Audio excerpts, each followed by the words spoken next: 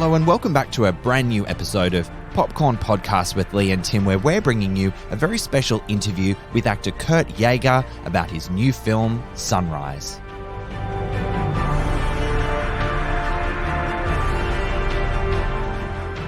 I'm Timmy Fland, movie buff. And I'm Lee Livingstone, entertainment journalist. And we love to talk all things movies. Yes, and in Sunrise, an ex-cop returns to the scene of a horrific crime, and the residents of these rural towns soon discover that the dark visitor is a vampire who feeds on blood and fear.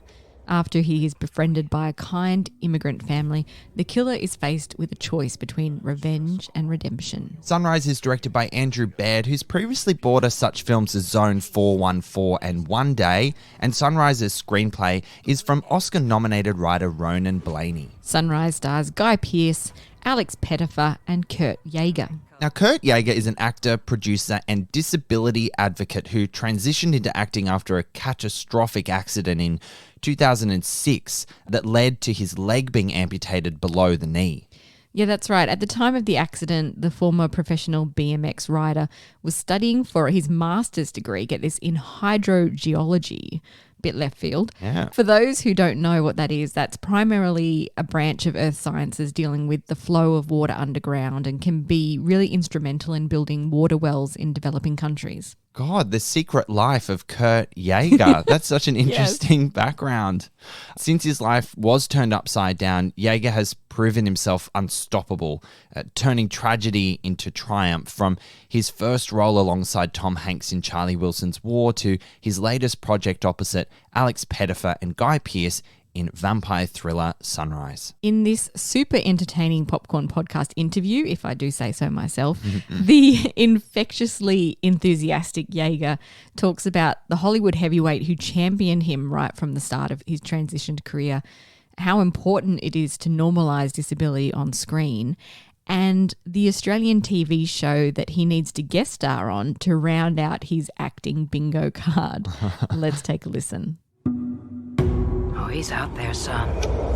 Waiting for you. Congratulations, firstly. You've had a massive year last year. Congrats on the wedding.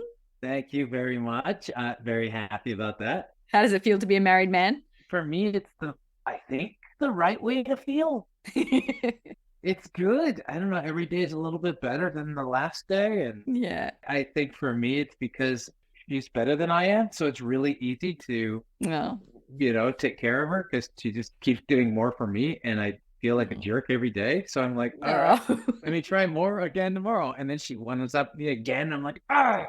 So it's sort of like a competition. Damn those wives. I know, right? And congratulations on Sunrise too. What was the experience of filming that one in Ireland, like with Guy Pearce and Alex Pettyfer? Oh, I mean, Guy is incredible. He's not only incredible in this film, Sunrise, but he's just a really nice person as well. We were at motorcycles, so we were like, hey, let's get together. Like, he gave me a cell phone. I was like, oh, I'm so cool.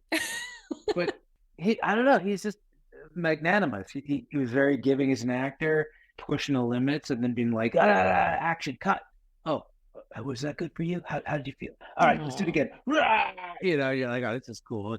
And he dominates the screen. And then, I got to see stuff that I did with him. So I'm like looking at myself alongside him being like, I'm holding him down, staring down, Guy Pearce. Like, look at you, man. Look at you.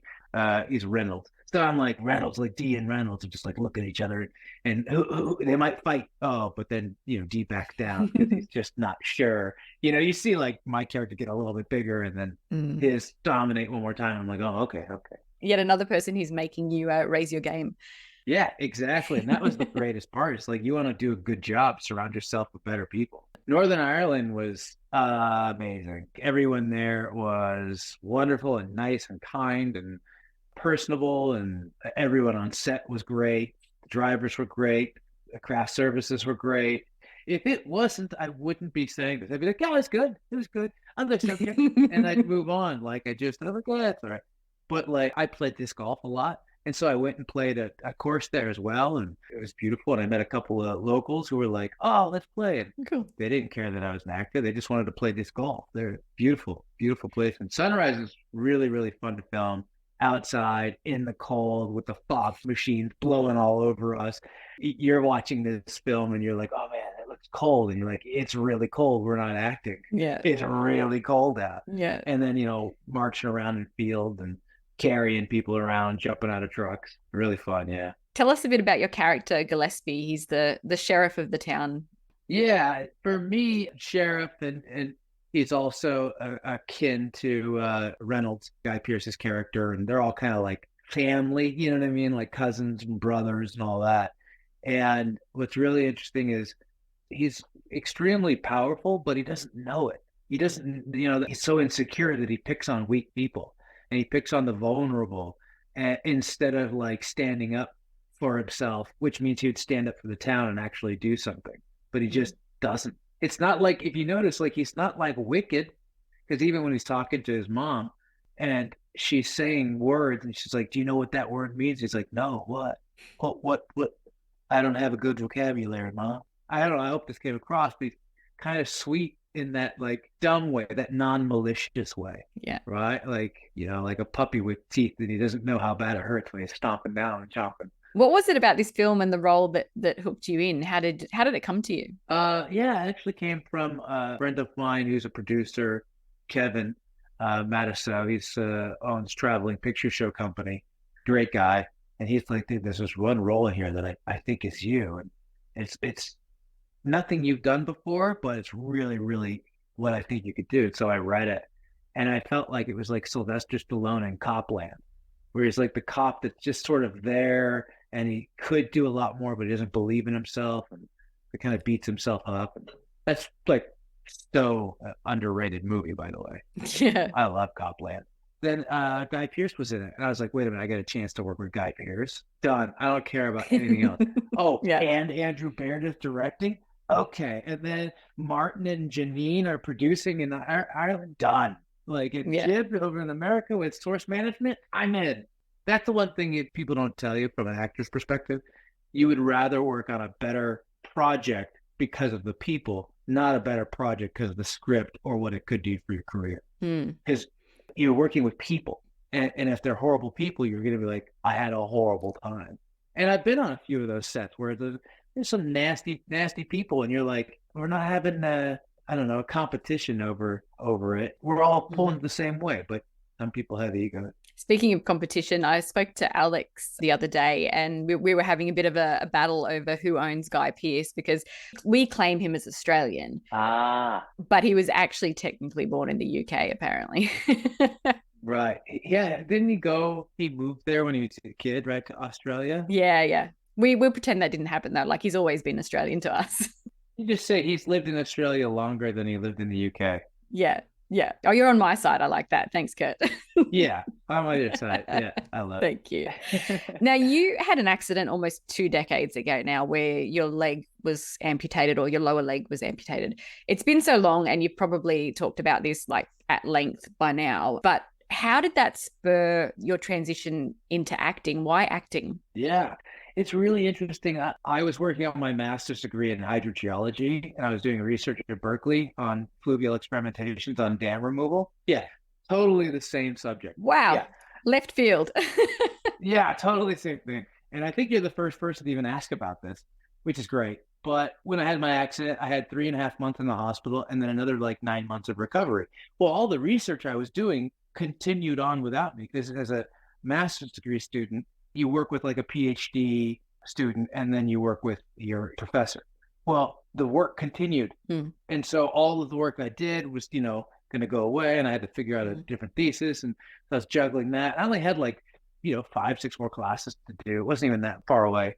And I remember being like, I don't know if I could, the energy to redo it all right now. And I was, a little down and figuring out what I wanted. And the kind of hydrogeology and geological work I want to do is like in the field where you're out hiking for multiple weeks at a time. And I'm like, can I do that with one leg? And I really didn't know. And my aunt said, when you were young and you used to make all those videos with your brothers and you loved being in front of the camera, why don't you do that? And I was like, what are you talking about? And my friend Kai overheard the conversation. He's like, yeah, you should totally do that. I'm like, you guys are idiots. Like, that's a horrible idea. That's for other people. That's for someone else who's good or whatever it is. And they're like, you should do it. So my friend Kai took my photo and sent it into an audition that he found. And it was for this movie. And I read for the role. It came to me and they're like, you want to read for it? And I'm like, I'll read for it, I guess. This is weird. And then I booked it and went and shot it. And it was Charlie Wilson's War with Tom Hanks and Amy Adams. And that was the first thing I ever did. And Mike Nichols, the director, is directing me. He's like, how long have you been acting? And I was like, today. And he's like, you're really good. And then we talked and he talked about the accident and everything else. And he's like, I've only told 3 other people this. He's like, you're a truth teller. You should do this because that's what acting is. That's what it was to him. Oh, yeah. My little buddy. Hello. Pete just came on to say hi. Hi, Pete. Well, there you go. He's dominating me right now. Yeah. Yeah, buddy. So that's how I got in. Like how weird and random and then I really enjoyed the experience and I thought to myself, well, maybe I can do it. Because it was the first time in my life someone so huge as Mike Nichols qualified my existence. He said, no, kid, you're good. And if you look up who Mike Nichols is or was, he was a giant. He won Oscars, The Graduate, all these massive projects. And you're like, he just said I was good. How great to have someone like that champion you. Yeah. I had to prove it my whole life. I have to be smart. I have to be physical. I have to do it and I have to have everyone go, Kurt's good, but never had someone at the top go, you're good. It was just a weird thing. And maybe there's a whole other path ahead of me, and having a near-death experience made me think, what's the difference? I might as well do it. It's not like I'm going to die. I understand you've been working pretty tirelessly too with studios and industry bodies to advocate for inclusion. And we're starting to see a bit of progress with high-profile shows like Echo with Alakwa Cox in the lead role. But how do you feel the fight for change is going? It's still very slow. I mean, if you see a few more high-profile, like I would say blips on the radar, right? Like they're happening, but there's not like a sustained career for individuals with disabilities who've had the opportunities.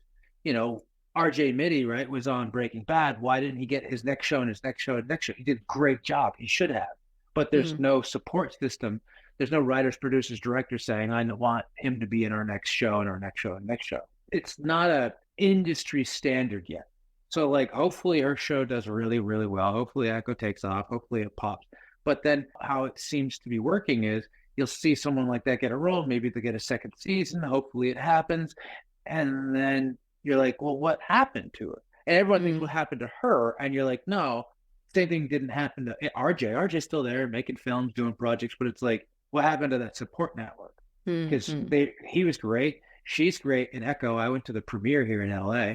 And you can go back to other characters. I mean, you look at Danny Woodburn. He's a little person. He was in Seinfeld. He should have his own show. But he doesn't. I don't know why. So if you look statistically, the numbers are actually a little down the last 2 years. Right. Okay. So I'm like, I got to do more. Yeah. But, if any of your listeners do this, I started a film fund called the XA Endowment, and it's xaendowment.com. And we look for very large donors to want to come in. They get a tax write-off. And what we do is we find projects to get in, invest in so that we can make money back, but then force the roles to open up for disability inclusion. And it's not asking, it's saying literally, is this going to happen or there's no financial from us? So we invert the power structure a little bit. Yeah. And I guess people don't really realize that inclusion, it isn't just about representing different abilities on screen. It's normalizing that difference too. So like, I don't think your character in Sunrise references or even shows your prosthetic. Is that right? Exactly. Yeah, exactly. Yeah. And that normalizes. So now anyone who would know, and I scream it from the rooftops, but they're like, oh, so an amputee can do everything that you did in the film. Yes. Now, can't you think, oh, Kurt could do anything in a film? Yes, because it's a film. It's make-believe anyway, so you could do that. Yeah. And then it's also not just the normalizing, because the normalizing is a part of the requirement. The normalizing is trying to like normalize the negative connotations. But then there's also trying to find what the unique positives are. Like, what's the unique positive from growing up in a rough neighborhood? We only think, oh, he's from a rough neighborhood or she's from a rough neighborhood, so they're a gangster or this or that. But what's the positive? Resiliency, strength, tenacity. Some people who grew up really, really nice don't have that. So when something bad happens, they just fall down. Where someone who grew up in a rough neighborhood, they're like, that ain't nothing. Yeah. You know what I mean? So it's like trying to find the inclusion from a valuable perspective. Like what's valuable from that perspective? And if you think every perspective has value, then you realize every human has value and every individual has value, no matter what they grew up in. Such a great message. And I'm going to have to let you go soon, but what's next for you? What does 2024 look like for Kurt? More projects. I wrote a show that I've sold to Sony, and we're taking that out. Cool. And I have a few more that I'm worked with. One of the producers from The Good Doctor and I are working on a project and developing it right now, and a few more. And if there's anyone in Australia, I'll come down and work with you. But I'm working with a director from the UK on a project, so okay. you guys gotta come up. But I would love to come down and do NCIS Australia. Oh yeah, the Sydney show is just taken off. It's amazing. Yeah. Come on, like I've been on all the other 4 NCISs, so cool. I gotta make it number 5. We're manifesting it for you. Yes. NCIS Sydney, Kurt. Yes. I like it. Amazing. I love it. Thank you so much for your time, Kurt. It was really a pleasure to talk to you. Appreciate it. Excellent. Thank you for your time. Great questions. Thank you. It's best you be on your way. Stop! I want that bitch out of here. All right, like who can we call to get this guy on NCIS Sydney? It has to happen. We have to make sure that he completes his bingo card. If you're still listening, let's all manifest this one. Yeah, I got off that call and had the biggest smile on my face and pep in my step. What a fun, inspiring, positive force of nature he is, in complete opposition to the character that he plays in Sunrise. Right. Oh God, it was so wonderful hearing you talk to Kurt. It's one of my favorite ones that you've ever done. I was so excited to have brought it to you.